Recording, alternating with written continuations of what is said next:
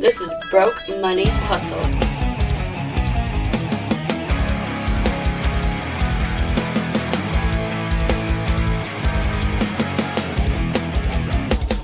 And now, here's Broke Money Hustle with Trico and Eric.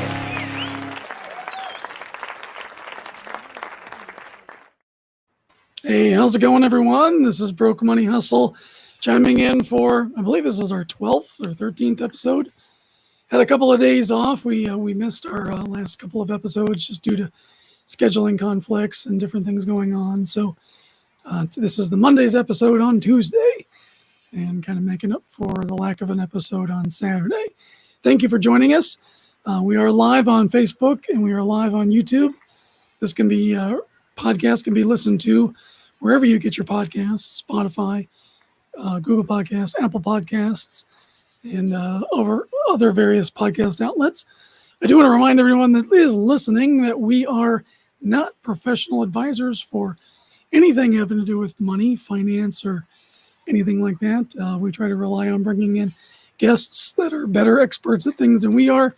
We're just trying to learn and do things that rich people do, and that is try to invest our money, make our money work for us, pay ourselves first. You know, kind of the opposite that we grew up where you were just pretty much always poor, working poor, paycheck to paycheck.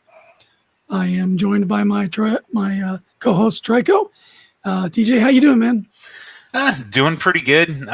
Market seems like it's kind of coming back. Last week it seemed a little bit down, and this week it seems like it's coming back a little bit. Nothing too crazy. I can't retire yet or nothing, but it's better than what it has been, I guess. Yeah, it seems like every time I log into my various accounts, I'm like, well, I didn't lose that much so far. And and it's not like it's a permanent loss where, these are the ups and downs of stocks. So one day you might be down a few $100s, and the next day you may be up a few $100. The point is to try to make the right picks and put your money in the right spots so that you get more growth than retraction.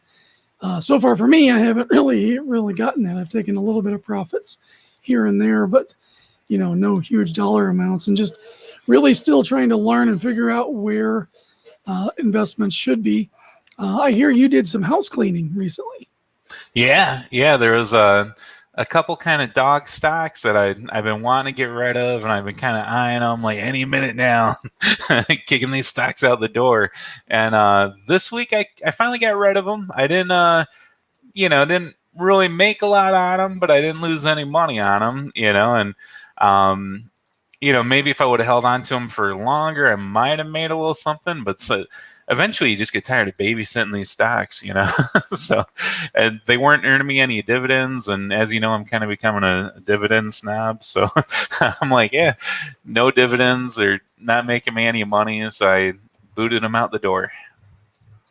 Yeah, I hear that. You kind of stick with your strategy there and then just kind of tailor things around. I seem to be getting into a lot of emerging markets. A lot of my stocks now are heavy into electric vehicles, new technology and things of that nature. So that's kind of where I'm at.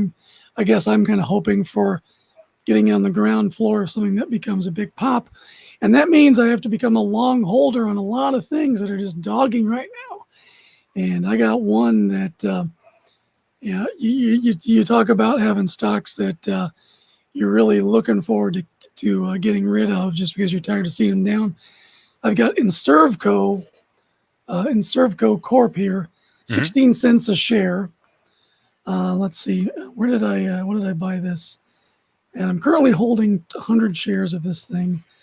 And I bought into it at about 22 cents. So it's drastically down. And I'm really kind of hoping that this company does something good. I had my Jack's Pacific stock, which is a toy company, and I had bought I had 57 shares of that. They did a reverse split, so I woke up, Friday, to discover I had 5 shares instead of 57, and it was valued at $6 a share, and my total cost of shares was like $8.30. So I'm waiting for a larger pop for that one. And the problem with some of these is I don't have a lot of shares. So even if they make a big gain percentage wise, that's not a big financial gain for me. So I'm wondering if I'm just muddying around in the wrong waters? What do you think?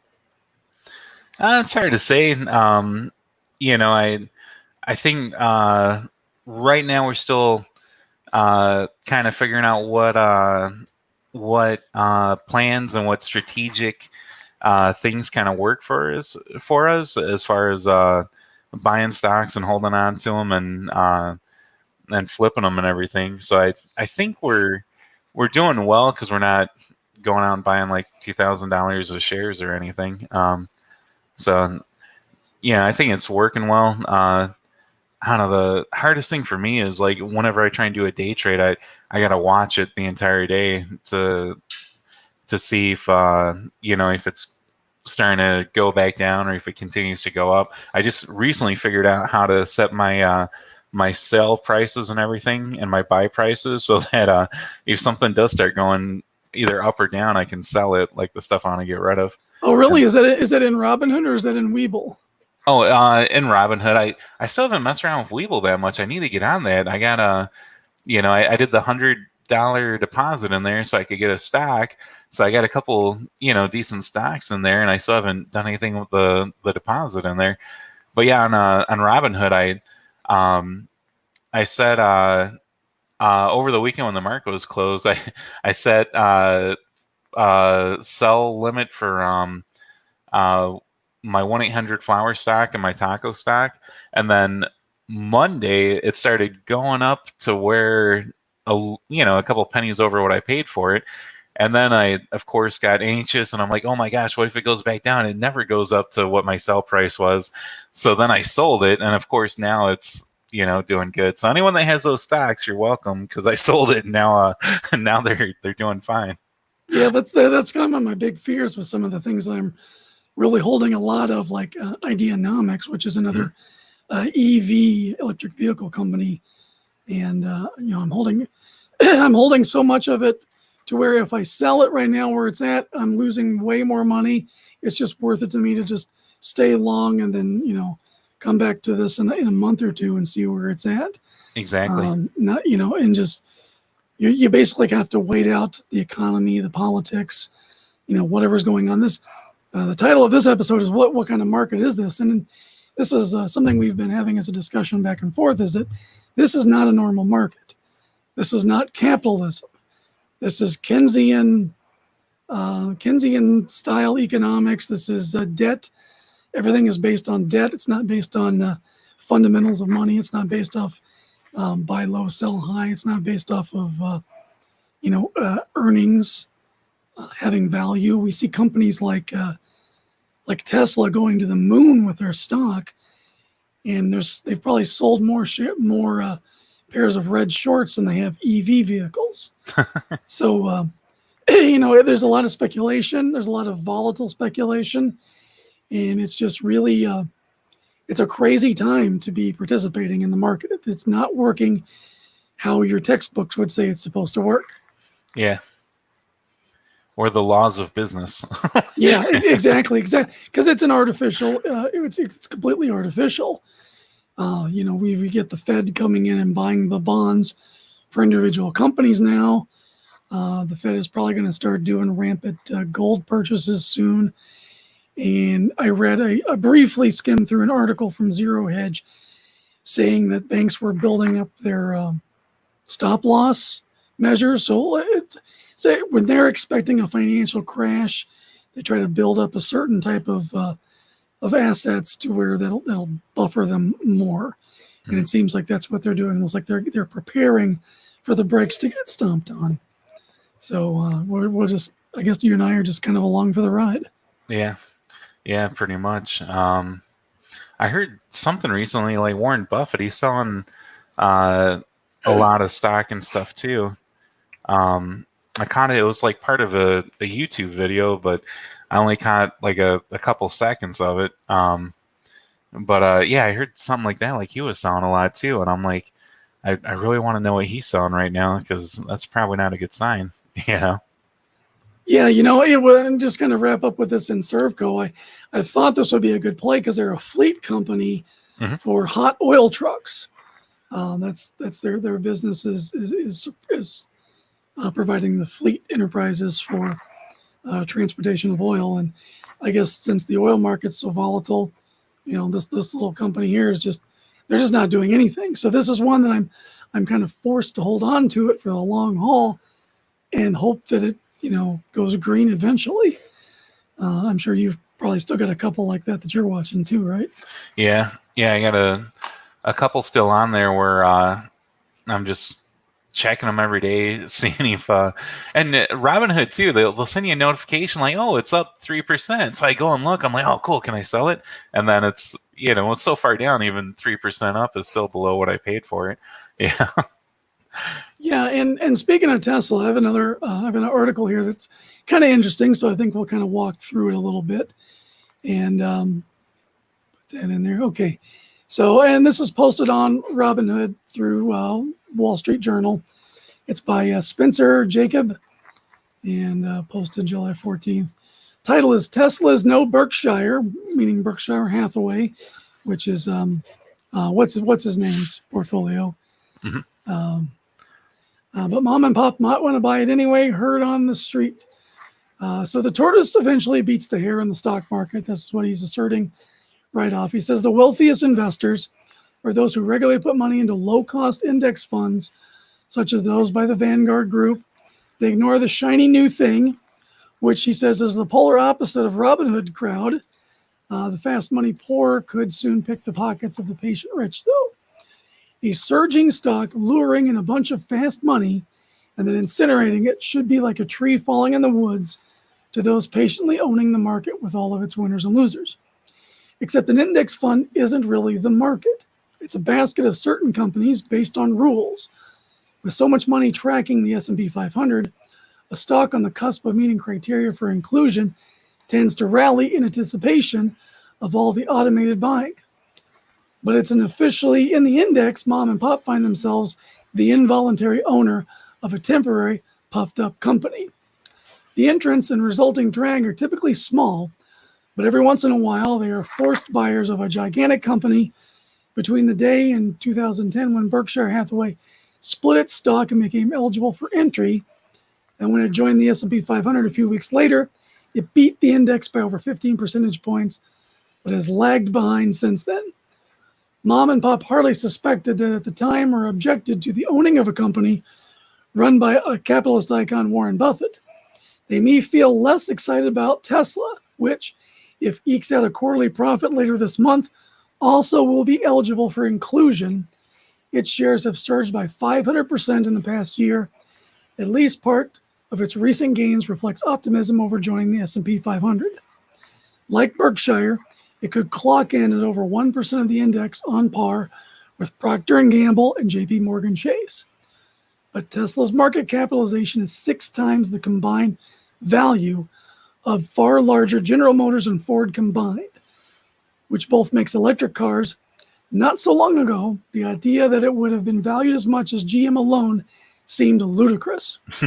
Exactly. If Tesla's aura only fades to the extent that it reverts to GM's value a decade from now, the ensuing performance drag would be a lot worse than Berkshire, about 0.9 of a percentage point. In the short run, buy and hold investors, pain could be fast money's gain as long as they have the good sense to take their profits. So essentially, to put this into slightly dumber down terms so that I can understand it, basically what he's saying is that Tesla, and Tesla is a good example, is an exciting stock. It's something that a lot of us in Robinhood are like going gun-ho for because it's an exciting stock. It's in the news.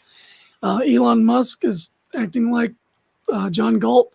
He seems like he's going to be the future business leader, up there with Bezos. He's the 5th richest person right now.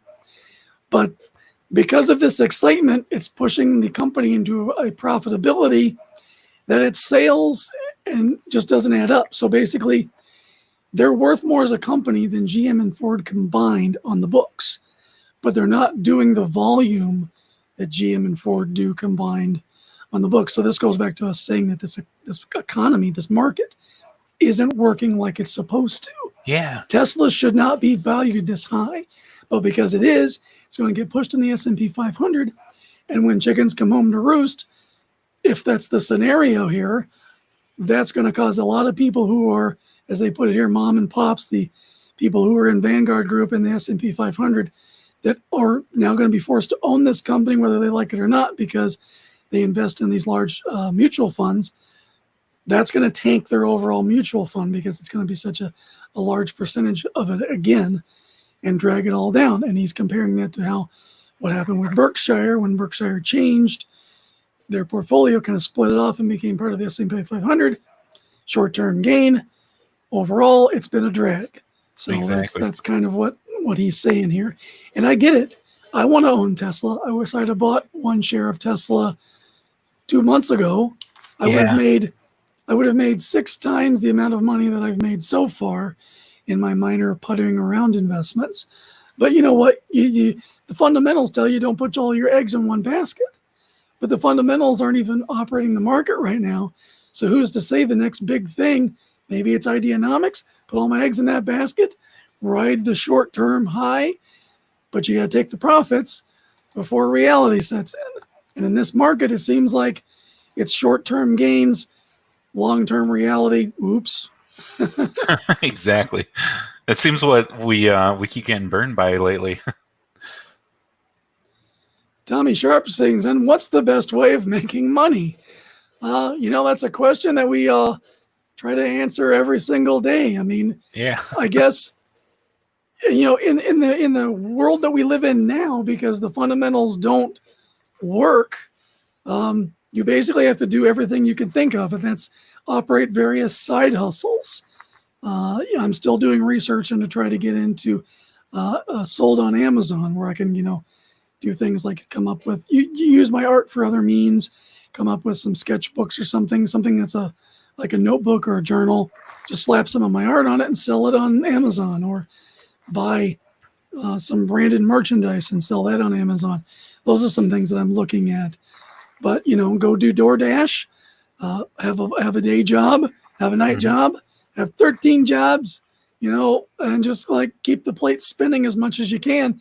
Because that seems like that's the world we live in. What do you think? Oh, exactly. Pretty much the more side hustles and the more revenue streams you have, it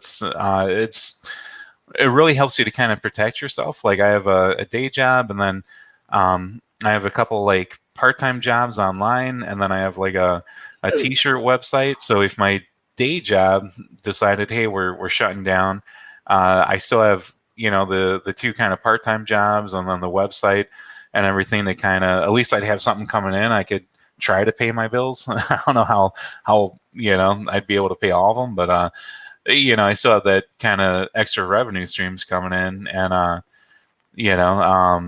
naturally I'm like a dividend investor, so right now I'm not taking out the dividends because I'm like, by the time I pay the taxes on them, it's not going to be worth anything. Yeah. Yeah, you just want to keep those reinvested till you get to the point where it's usable money. It makes it worth it. I saw a Twitter post today where a guy listed like 8 companies and said, if you put $5,000 into each one of these stocks, here's what you're making per month. And it was like $34 a month, $12.90 a month, $17.68 a month. It takes a lot of money to start getting usable money, and if you have all of those, whatever 5 or 8 it was, you're looking at maybe $500 a month income. But that's, after $20,000 worth of investments or $30,000. So, I mean, it really is stacked. It is stacked against us. Another meme was floating around, and I'm not disputing the facts of it. It states things that make you mad, like, 579 more people became billionaires this year, or the top richest percent has increased their richness by, whatever. But that's because this is a manipulated economy. Yeah. It's not free market capitalism, and no matter how much you say the C word in your whatever you're saying and complaining about, it is not capitalism at work here. This is Keynesian economics. This is how socialist governments work. This is artificial manipulation, manipulating of currency, all to enrich the top elite and basically rob from us, steal our wealth. And if you do any kind of research in this at all, go to YouTube, look at videos by people like Mark Moss, Look at videos like people like Meet Kevin, any of these types of financial gurus, people who have made it, but they're disseminating this information down to the masses. And they make it pretty clear that we're not operating like we should. This is where TJ and I have gotten a lot of our information. This is where we're getting our education, and just trying to find as many sources of that education as possible so we can try to play the game along and hopefully come out a little bit better in the end, not expecting to become millionaires by no means, but just enough to keep surviving, because Exactly. the way it looks like is that they're just going to keep robbing the value of our money. You go to work, you have a full-time job, 40-hour week. This is your only income. You put your money in the bank, you pay your bills. That money is essentially still worthless because it's currency. It's based on the US dollar. US dollar has lost 95% of its value since we went off the gold standard. It's not based on anything but a bunch of IOUs that central bankers and the Fed keep handing back and forth to each other. That's the only value that it's based on. This is Keynesian economics. This is market manipulation. So once investor confidence, once the confidence of the American people, the larger public, figure this out, the floor falls out from under this, and you end up needing $1,000 to buy a loaf of bread. Mhm. That's what we're trying to survive here. That's what we're trying to work as many jobs, earn enough of this currency, turn it into something that's an asset like Bitcoin, like silver, like gold, or buy into these large companies who are going to survive this. Tesla is going to survive a collapse. It's a big enough company. It has all the right politics. It's got a future. Elon Musk is going to be the one who plants a flag on Mars. He's got between him and Bezos, they have a bigger chance of doing it than the government and NASA. At this point in time, this could change, but they're going to be future proof. So their stock may not be $1,500 anymore. It might be $800, but that company still has value and is still going to grow and still perpetuate. Walmart, your big blue chips, those are still going to be around. They're going to get bailed out. So investing in the companies that are getting bailed out, they're going to be in on the other side. So that's my gut. That's what the information that I'm reading tells me. Exactly. And that's my advice to whoever's listening. That's what I'm thinking too. I also heard Walmart, they're going to start doing Walmart Plus. Yeah, it seems like, I don't know if they're copying the trend from Disney, trying to do Disney Plus, Yeah. but Disney hasn't been able to go to war against Netflix anytime soon. And I don't think Walmart's going to do the same. We have this really good article, though, from Benzinga and Walmart Plus, a different animal from Amazon. And I'll just kind of go through it a little bit here. Walmart is planning the Walmart Plus service, which is supposed to launch later this month with a $98 annual fee. Amazon, we pay $119 a year for Amazon Plus or Amazon Prime. Sorry. This is a subscription-based initiative. It was reported earlier by an online publication called Recode. Would expand the pure e-grocery delivery initiative that Walmart launched late last year. The new service will offer similar benefits to Amazon Prime, which Amazon has been widely successful. Their stock just topped, what is it, $3,500? I believe so. New high or something like that. And again, Amazon costs about $119 a year. Prime has 150 million worldwide members, while Amazon offers 10 times more merchandise than Walmart. The Amazon Prime package also includes movies, music, other benefit, making it what it's known as a retail category killer, meaning Amazon just mows over in every category.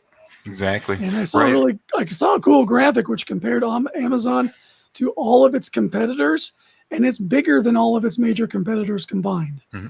As if you were to say, if all of Amazon was to be one giant store and all of its competitors would be a giant store, Amazon eclipses them all. Okay. Yeah, almost everything we order now is on Amazon ever since the quarantine.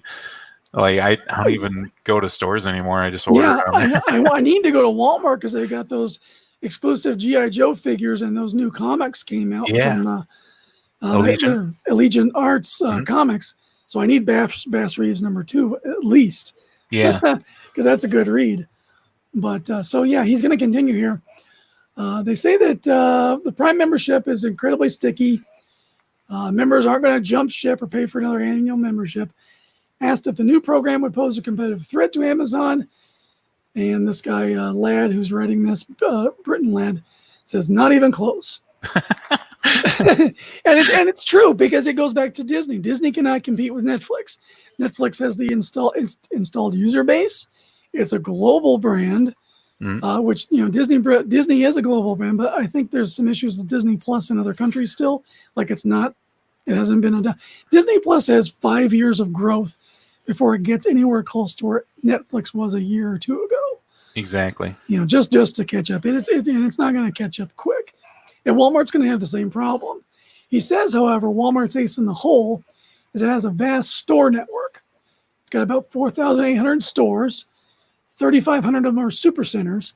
Amazon, by contrast, operates no physical stores along the lines of Walmart. Amazon has 576 facilities of varying types across the United States. And this is mostly like warehousing for shipping and distribution centers. Yet it remains the dominant player in e-commerce with about 50% share of the market. Walmart's e-commerce chief said in a 2019 interview with Business Insider that the stores handle orders for same-day delivery, while its fulfillment centers make one-day deliveries. Walmart has not publicly confirmed the launch of Walmart Plus. It declined to comment on this article. Let's see. So, since 2017, Walmart's U.S. e-commerce sales have grown by 40% annually. Sales increased by 74% its first quarter. If nothing else, the Walmart initiative will bring some much-needed competition to the market. And that is said by Glenn Gooding, president of iDrive Logistics and Consultancy. And there's a little bit more to this article, too. It's on Bazinga if you want to check it out. But, and this points to our buying habits. Walmart realizes that the future is online shopping. Amazon's already the king. So they're going to do what they got to do to try to make inroads. What is your take on this, TJ? It seems like it might be a good idea for Walmart to kind of try and compete more online. I don't know if they're going to be able to do it as good as Amazon. Well, the main thing that they're trying to say here is same day delivery of groceries and merchandise. So it seems like they're going to go with a fleet shipping, because Walmart has the store bases. Remember 4,800 stores, 3,500 supercenters. A supercenter is basically a giant warehouse you can shop in. Yeah, it's just like Costco. But they could function as shipping, receiving. And I think that's what they're trying to do, is make those supercenters into shipping and receiving warehouses as well to do this same day delivery. Now, I know for myself, I like Whole Foods brand. It's expensive. It's owned by Amazon. And if I order, food stuff through Amazon, I know it's going to take a few days for it to get to me. So it's pretty much only dry goods. Now, if I can get my main groceries delivered to me from Walmart, same day delivery of groceries, that's not just taking a chunk out of Amazon. That's taking a chunk out of Kroger. And shipped. Shipped. Yeah, the side hustle shipped. Yeah. Which basically kind of does this function for Meijer, and I think they operate with Kroger too, and other grocery chains. It looks like Walmart's taken this model and pointing it at Amazon and just trying to take out a chunk of their e-commerce platform. Yeah, they can, because they have good prices. If they can get me my groceries same day, that's a win in my book, Yeah. Gosh, I just had an amazing thought. Now, this is just me wishful thinking because I own the stock in the company. But RC Moto, who I featured on the last episode, that makes those little electronic delivery vehicles. Gosh, what if Walmart bought a fleet of those for each of their distribution supercenters? Oh, that'd be nice. 3,500 of them. They buy a fleet of 100 or so for doing same-day delivery of groceries. Those things are small, lightweight. They can carry a single grocer, driving back and forth to the hub. Oh my, that would work great. That'd be awesome. That would drive that stock to the moon. Yeah, we need to buy some more of that stock and then some Walmart stock. Yeah, actually, Walmart is affordable compared to all the other stuff we're drooling over. Yeah. I can't afford one share of Tesla. That takes me 3 months of paydays that I don't have. I hear that. But I can buy 4 shares of Walmart within a month or two. So, and I keep thinking back to when I worked there. I worked there when I was in college, unloading trucks at night. It was a terrible job, but I survived through it. And our supervisor kept saying, "Buy stock, guys." You would usually say this with a sandwich in his mouth. At lunch break, "You guys need to be buying stock in Walmart. I'm telling you, keep buying stock." $17 a share back then, and Oh it's man. 121 a share now. God gave me every opportunity to get into this market. I remember being a kid and wanting a Dell computer, and thinking and just learning. We did stock trading in high school, like paper trading. With we get the Wall Street Journal, find our ticker, see what the value was, write it down. We played with fake money, and I had bought stock in Dell during that operation. It just never clicked with me that when I got my first job to go to a bank and open a money market account instead of going and buying some new Transformers or G.I. Joes. Yeah. Or whatever I spent my money on. I think I was renting Super Nintendo games, at the time. But you just don't think that way. We're not programmed to think that way. And I'm ashamed it took me into my 40s and this stupid pandemic to reprogram my brain to okay, look, you need a financial education. Oh, exactly. And technology kind of caught up to us too. Like I remember in high school and stuff, when you kind of did the paper trading, like you'd pick a stock and follow it for so many weeks in like a general business course or something in high school.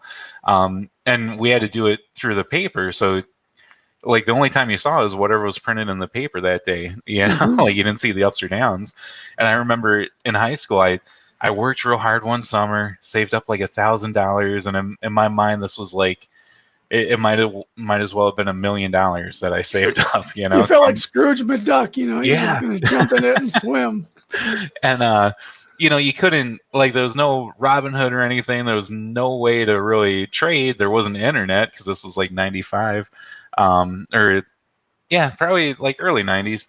And there was a old. It was spelled OLDE Financial, kind of near where I lived. And I heard they did stocks and stuff. So I went in there and thinking like, I got a lot of money. I got $1,000, and I told them like, hey, I saved up $1,000. I want to buy stocks. And they just kind of laughed at me because I was like 16. So yeah, kid, go get yourself a nice bicycle. Yeah, exactly. So it's like we tried back then. It's just we didn't have the tools available to us at the time, Yeah, it's a great time to be in the market. Robinhood and Webull make it so easy. I mean, they're practically giving stocks away if you sign up with our, links that are going to be in the description. You can get 1 free stock from Robinhood, 2 from Webull, and if you sign up for both, make your deposits. You got 3 free shares of something. Yeah. I mean. And they're good it literally too. Couldn't be any easier to invest in the market. And going back to that article that dealt with Tesla and Berkshire and all that, that's another reason why the market is so crazy is you got a bunch of us young punks thinking we're going to strike it rich. You and I don't think that, but there's plenty of people in our demographic that do. Yeah. That are Robinhooders, and you can see how many people who are on Robinhood or whatever platform it is, and they're just, once a stock becomes hot, it shows up in the Robinhood trending tab. Everybody's like, "Oh crap! I can make money with this." Buy. Exactly. Runs it up, and then reality comes in and says, "These people haven't made a sale in a few months, and they're going broke." Oh, sell. And it's like, oh crap. And that's the reality of the situation that we live in right now, which leads me to believe that I need to trim back my portfolio, figure out what I'm holding long term, and then just keep shoveling money into winners that are going to be here post collapse, post apocalypse, that are still going to be in business, like Walmart, Nvidia, big real estate firms that are like giant ETFs and things of that nature. Those Mhm. are going to survive in some capacity. So that's probably where we need to keep our money. Are you thinking about coming over the dark side with me and only doing dividend stocks? I don't think I would only do dividends because I love technology so much. Yeah. I got bit by it though. I sold my Boxlight stock at 93 cents a share. I paid 88 cents. I watched it go down for a while and it ticked back up. I'm like, I pulled a U. I'm like, oh crap, Oh. this is the most money it's ever going to make in the entire world. So I sold it and made That's what I do. I sold it and made $7, and it was recently trading for $1.90. Yeah. So Yeah. Right now imagine it's showing 203. you 203. Oh crap! I just imagine if I had to put $100 into Boxlight instead of the $20 that I put into it. That would be real. That's real money to me. That pays a few bills. So, you live and learn. Yeah. Yeah, that's one thing I noticed. It's a lot of the different investing techniques. You got to base it on your own personality because you really describe me well. Because every time if something's down and it starts going up, I'm like, oh my god, it might never go up again. I gotta sell this right now. And so I'm that's why I tend to move more towards the dividends or some of the blue chip stuff because I'm even some of my dividend stocks, if it's down $1, I'm like, well, it's okay because I'll make $1 this year in dividends or something off of it. But yeah, it definitely depends on your kind of temperament and everything. It's really weird. Like my wife always worries about everything. She worries the world's going to end and this and that. But then with stocks, she's nice and calm. She'll buy it, wait, hold on to it for the perfect time and drop it. And then me, I don't worry about anything ever. But then with my stocks, I'm like a nervous Nilly all the time. You're like that little dog in that meme where everything is on fire. Yeah. But you're on your computer. You're like, oh crap, I need to sell this. Exactly. Exactly. Oh man. Well, and that's just the way things are. I'm never going to sell Ideanomics until I follow through. It's just worth it for me to figure out where this ends. I would risk losing everything that I have into it right now, which isn't a lot compared to the rest of the stuff that I'm investing in, but it's enough to where I'd rather it do better than go away. But it's like you bought the ticket for the roller coaster that you're suddenly having second thoughts about. You're like, I bought this ticket. I might as well see what this ride is like. That's my resolve with a company like that, where, I bought the stock at $2.30 on average through my several purchases, and now it's like $1.12 or something. It's like, I want to buy the dip, but it's like, how much more do I shovel into this mess? Buying the dip brings my average cost down, but I have to buy a lot more to bring what I already own down into a reasonable cost. Mm-hmm. So it's like, do I keep it at $2.30, don't buy any more, and then when it's a $20 stock, make that? Or do I buy more, try to squeeze that down to a smaller amount, then when it's a $20 stock, I've made even more? I don't know. It's one of those things they say, don't get greedy, take your profits. So maybe I'm just going to ignore the dips on this one, say this is my story for IDX, and just ride the roller coaster, see where it ends up. Exactly. Yeah. Yeah, might as well. I think eventually every stock's going to go, stocks are always volatile. They're going to go up or down. Eventually it's going to go up and you'll have a good payday on it, I think. Yeah, exactly. I think so too.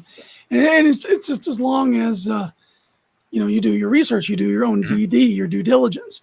I've learned enough about this company. My only worry is they do have a China connection. They're a New York-based company. They've got a manufacturing plant in Malaysia. They've got the Meg showroom in China.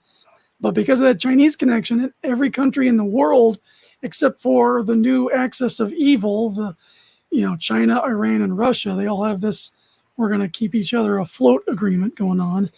But every other Western nation is like, you know what? I'm tired of making stuff in China. I'm tired of buying stuff from China. We want to do things here. And if this election goes one way, we're going to see more American manufacturing. We're going to see more Buy American. If it goes another way, we're going to go right back into China's ownership. That's kind of where I'm reading things right now. And for your portfolio, which is going to be better? Who knows? I think either way, you're going to get some turmoil. But for me, as a patriot, I'd rather make more stuff in America. So if I've got to lose the potential in IDEX to go buy a refrigerator made by Ford in the future, I'll go buy that Ford refrigerator gladly. Definitely, yeah. I just think it would be cool to have a refrigerator with like a Ford logo on my, my kitchen. Yeah. Just go grab one out of a junkyard, slap it on there, and text it to them. Look, guys, here's an idea. Yeah, exactly. Oh, that'd be awesome. Ford refrigerator. Then I could probably talk the wife into doing like a racing stripe car themed kitchen. It would be awesome. Oh yeah. They could do like a Cobra edition of it. Yeah. Where I don't know, it has beer making capabilities or something. Replace all the cabinets with like Snap-on toolboxes in the kitchen. Yeah. It's got billet aluminum shelving. Yeah, that'd be awesome. That would be so cool. Yeah.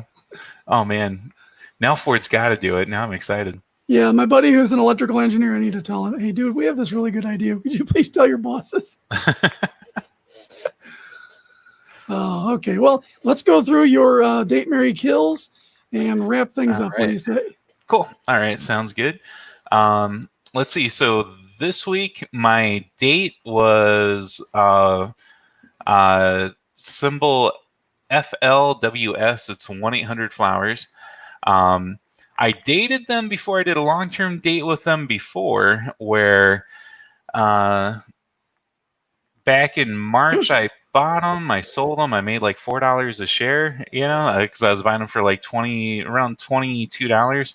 Sold them for around $26 a share. So then right after I sold them, they went back down to $22.74. So I bought a couple more shares, figuring I'd do another, month or two date with them. And then I got nervous because I'm like, oh my gosh, well, it finally, like, it kept on getting close to where, it was within a couple pennies of what I paid for it because it was down for a while. It finally got close to where, it was eking near my initial investment. So then I'm watching it like a hawk, and then it would drop back down $1 a share. And then it finally got up to around what I paid for it, made a little bit on it, but finally sold it. When I sold it, it was at 23.08, and now it's at 24, of course, because as soon as I sold it, it's going to jump up $1. So yep. I did that. It's probably the last time I want to mess around with it, just because I hate watching a stock in the red in my portfolio for 2 months while I wait to make a couple dollars. So that's probably the last time I want to try and date it. For Mary, I actually have two this week. I have basically AT&T. I finally bought some of that. It was down to $29.69 when I bought it. It has a good dividend yield. It's almost, it's over 6% dividend yield. So I bought some shares of that. So that's a good stock. I'm going to marry that one, hold on to that one for a long time. Yeah, I want to talk a little bit about this because AT&T is one of those companies that is having a lot of turmoil and problems right now, and they have a lot of debt on their balance sheets, and they've been selling off parts of their business. They just sold off Warner Interactive. For those of you who don't know, AT&T is the parent company that owns Time Warner, which owns Crunchyroll, which owns HBO. They had the Warner Interactive Video Games division. They had Warner Music. There's a whole bunch underneath AT&T right now. DC Comics. DC Comics, yeah. That's a big one. So they're in this situation of flux where they're trying to unload some stuff, sell it off so they can pay down their debt and become a more streamlined, profitable company.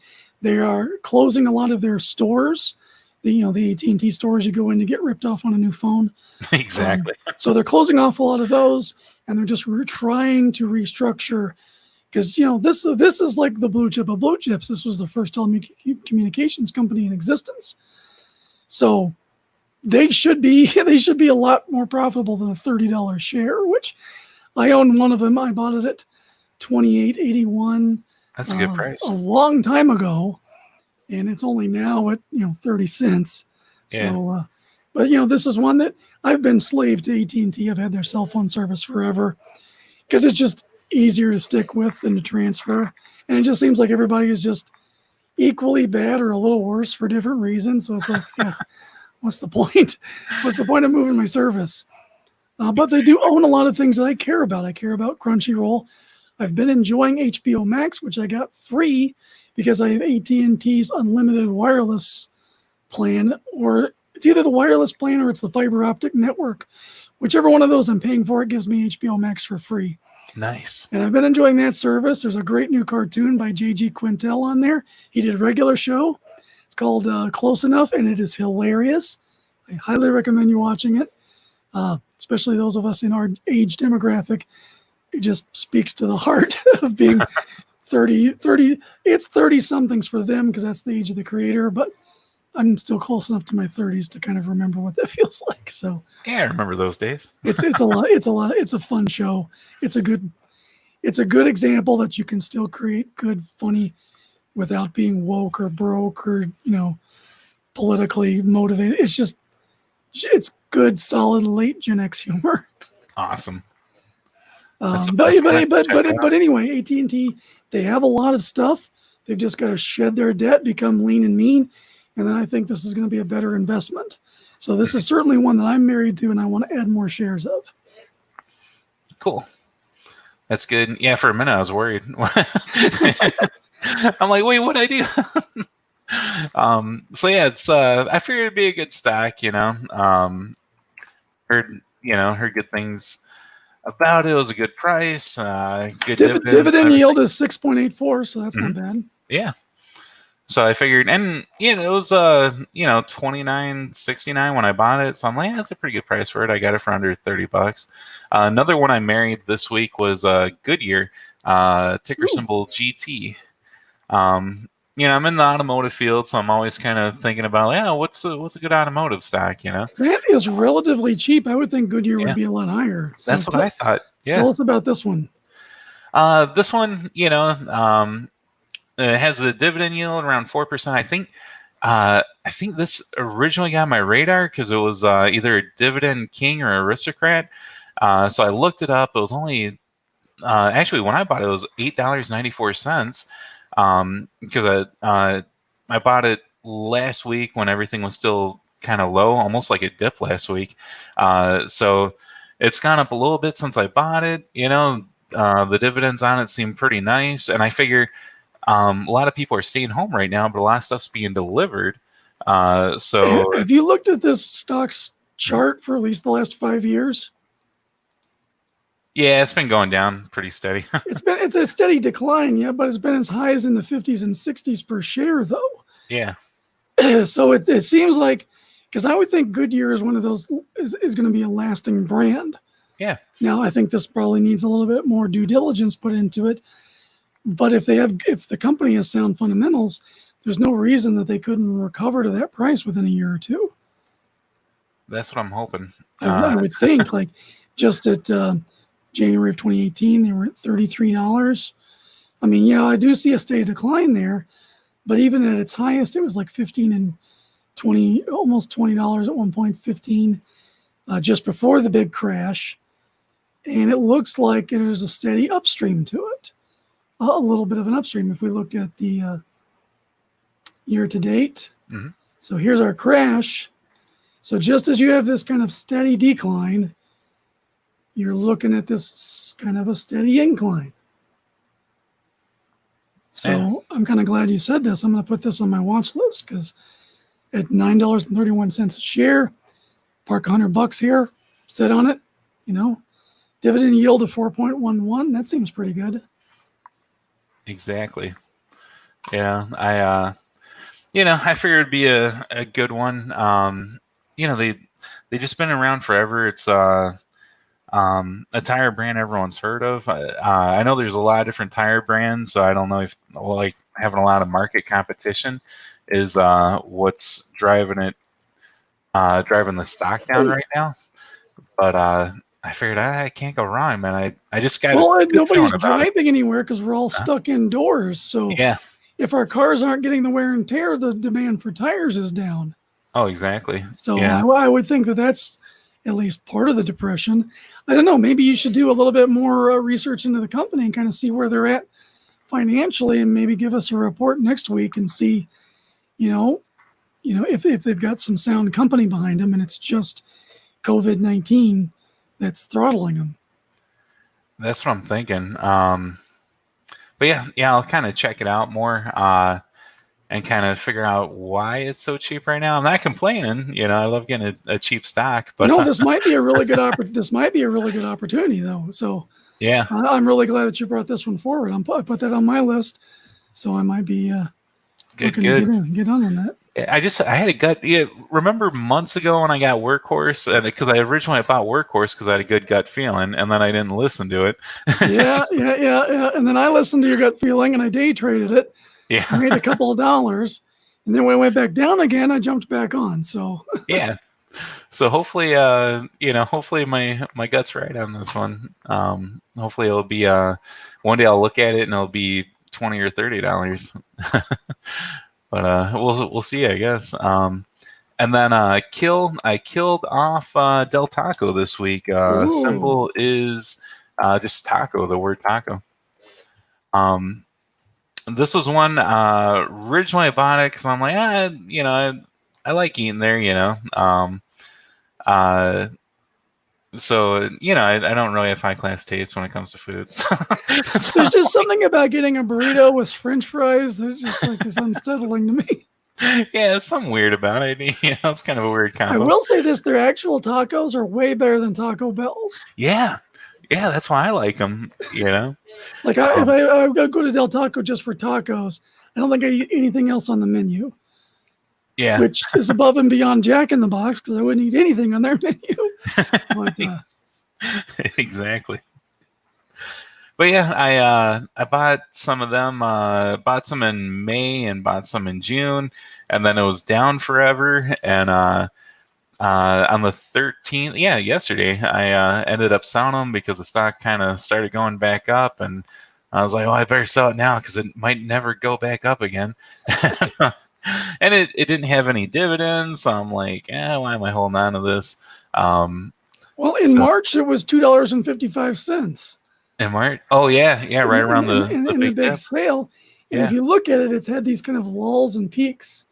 Lull and a peak. Lull and a peak. And this is more or less, this would be like, it's still trending upward, and there's a peak. 6.8, is that when you bought it first? I think it was, well, May 18th, I bought around 2 shares, and then May 21st, I bought like a fraction, and then June 8th, I bought a share. June 8th, it was around like 771. Yeah, that was its peak. So you bought it on the upswing, and you bought your last shares on its peak, and then it had another lull, but it looks like it's getting ready to trend upward again. So. Yeah. If I was looking at this chart and just using this chart as tea leaves, I'd say it's probably going to peak again soon. So we'll just have to, maybe this is a kill that you might regret again. Probably. More than likely. Now that I sold it, it's going to go up to like $10. So anyone that has Del Taco stock, you're welcome. All right, cool. But you know what? Hey, good tacos are good tacos. I only know of one location in our area, though. So maybe that has something to do with it, too. Because they don't seem to be everywhere. They have like a smaller footprint than a Taco Bell would.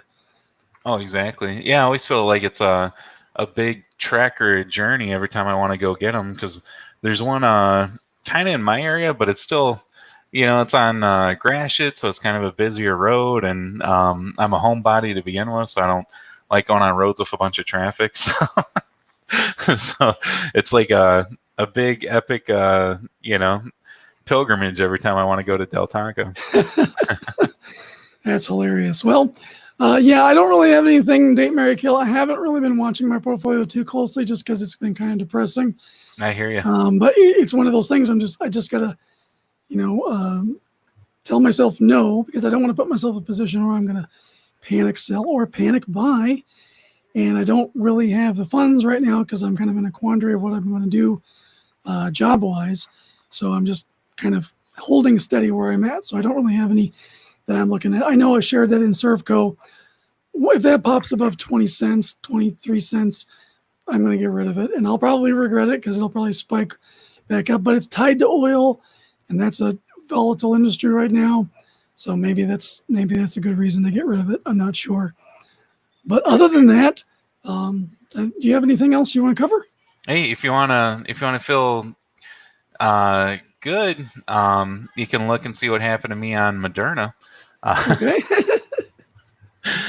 So Moderna right now, this was, during the whole COVID thing where I'm like, I'm going to invest in Parma, right?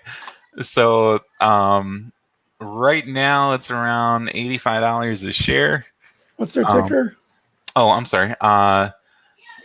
MRNA. There we go. Okay. Yeah.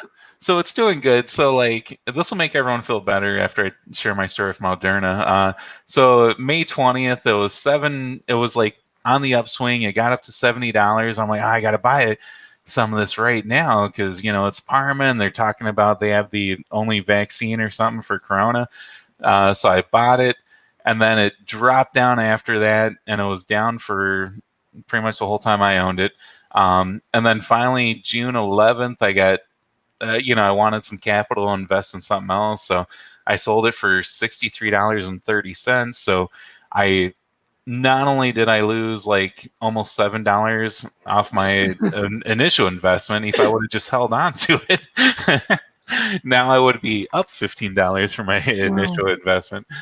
So, anytime listeners hear me selling anything, go ahead and go ahead and buy some more. Well, maybe. Yeah. Maybe. Yeah. This is. I'm putting this in my my greatest not hits, but I guess my greatest mishits. Do me a favor. Go buy some fractional shares of Square and then sell it. Yeah. I probably should. I'll get some of that today. That's a stock that I'm really proud of because I got this at $11 a share in its initial IPO. Nice. I own 9 shares of it. This is part of my savings to take us to Japan. So 122. It's been as high as 130. It's been doing gangbusters. So I'm real happy with it. They have a good solid company. They got the Cash App. Cash App is adding more functionality. I think you can buy stocks through Cash App. You can buy Bitcoin through Cash App. It's an easy. What they're trying to do with Cash App is they're trying to create an ecosystem where you sell on Square, you sell through Square as a seller, and then you bank through Cash App. You put your money in stocks, put your money in Bitcoin, wherever it is, or you just leave it in there because they just got their banking license, so they can become a bank, an online bank. So you leave your money in Cash App, and then you go spend it through with a merchant that may be using Square, and it's just a continual, money loop. Nice. They're trying to create their own financial ecosystem, which I think is really cool. Yeah, that's awesome. Cool. But not to step on your Moderna story. If you had any more left to go, I just wanted to.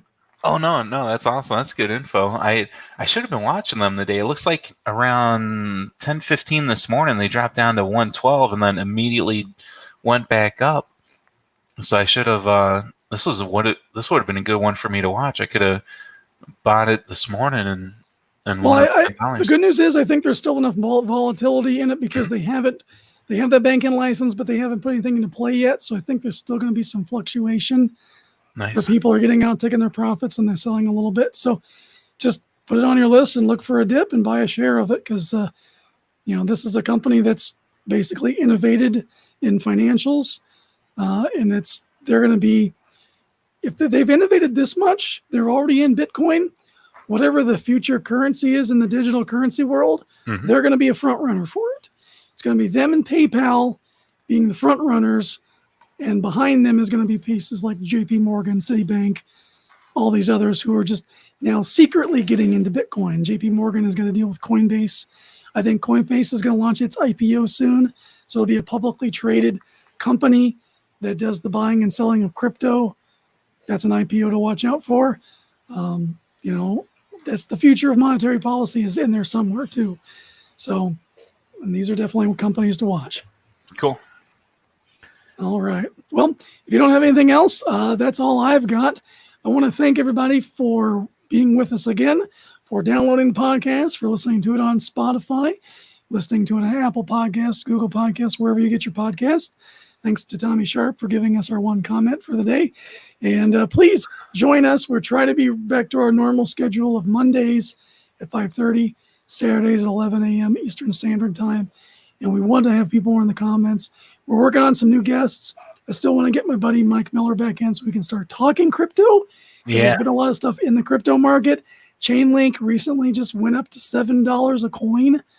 I bought it at $2 a coin, so I'm happy about that. But that's technology. That's I don't fully understand it enough to explain. So I'd love to get somebody like him in here to explain it to us. Other than that, we're working on some other great guests. People with side hustles. If you got a side hustle, side business, entrepreneur, something that you'd like to talk about on the air, please get to us on our DMs through Twitter. Or slide into our DMs. Yeah, slide into those DMs on Twitter and Instagram. Send us a message here on Facebook or on YouTube, and we'd love to hear from you. For my co-host, TJ, myself, Eric, thank you, and we will see you Saturday. This is Broke Money Hustle.